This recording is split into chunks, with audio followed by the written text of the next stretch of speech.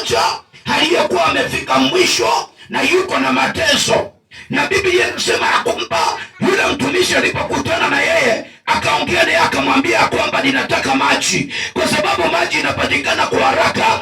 Alipochukua hatua ya kwenda akamwambia wewe, hebu kidogo, akarudi akamwambia sasa nenda unitengenezee mkate, maana ninasikia njaa. Akasema kama Bwana aishivyo, hakuna kitu chochote nilicho nacho, maana nimebakia na kitu kichache tu katika pipa, ili nikaweze kula na mwanangu na nife, na hata niposa tumekutana, maana nimekuja kuokota kuni mahali hapa. Akamwambia nisikize, wewe nenda ukanifanyie mimi mwanzo uniletee, nikisha kula nikisha shiba, kisha sasa uende ufanyie wewe na mwanao. Hiyo mambo haikuwa rahisi vile unavyofikiria. Yaani kitu kimebakia kidogo na unaambiwa utoe, ati alafu baadaye ndio ujipange. Ninaona kama ingekuwa mwanaume angekubali, angesema hiyo mchoro haitaingia.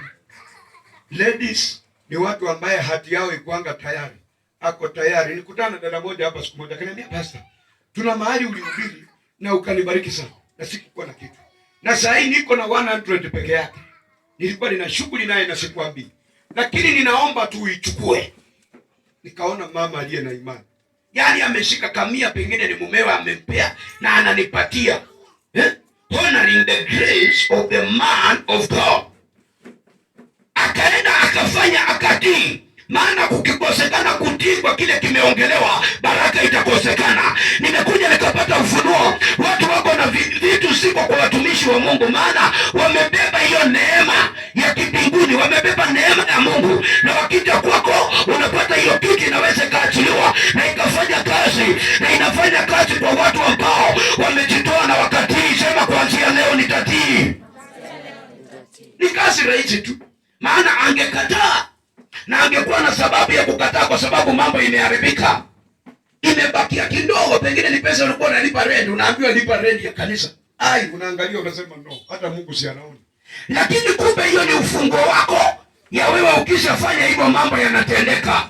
Mimi nimekuja kama mtumishi wa Bwana nikuambie, chukua nafasi ya kutii, maana kutii kwako ndiye atakaye kufungulia milango mikubwa. Sema ya. Maandiko yanasema mama akatimiza, akalete, akapatia mtumishi wa Bwana, na alipokula akashiba, akasimama akatabiri, roho mbinguni akashuka ndani ya mtumishi wa Bwana, akasema ili pipa halitapungua unga tena, wala ichupa haitapungua mafuta tena. Kuna mambo ambayo Mungu anataka kufanya katika maisha yako, chako wewe ni uchukue hatua ya kutii. Pipa halikupungua unga kwa sababu ya neno la nabii. Chupa haikupungua mafuta kwa sababu ya neno la nabii. Hakuwairanukiwa mama huyo kwa sababu ya neno la nabii.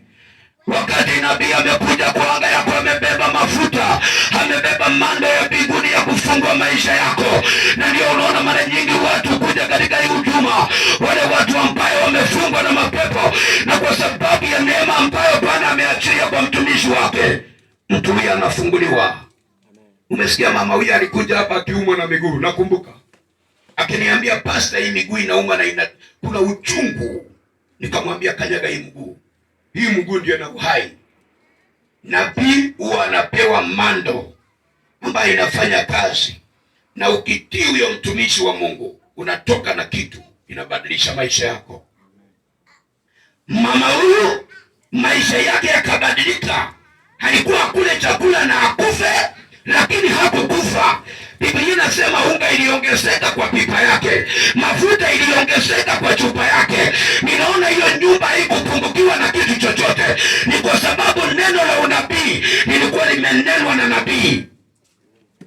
Leo ninajua Mungu amenituma kwa ajili ya mtu mahali hapa. Ninajua utaondoka katika nyumba hii na kitu kisicho cha kawaida. Ni kweli walisema ya kwamba itawezekana. Mimi nimekuja na upako kutoka kwa Baba, nikwambia ya kwamba you will make it in Jesus name.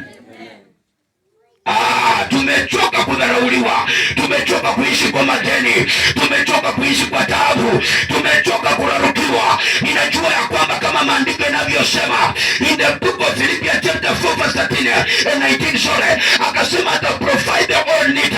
Kuna watu Mungu anaenda kuprovide because you are alive no matter what. Kuna mlango anaenda ikafunguliwa. Tumesema asubuhi ya kwamba malango ya gereza ikafunguka. Petro akapita. Kuna watu this time around hawatakaa katika chumba cha giza tena, maana Bwana amesikia kilio, anaenda kukuconnect na mafuta, na hiyo mafuta itafanya kazi kwa anga yako. Tukihama haraka, masaa imeenda. The book of 1 Samuel chapter 9. Honoring the grace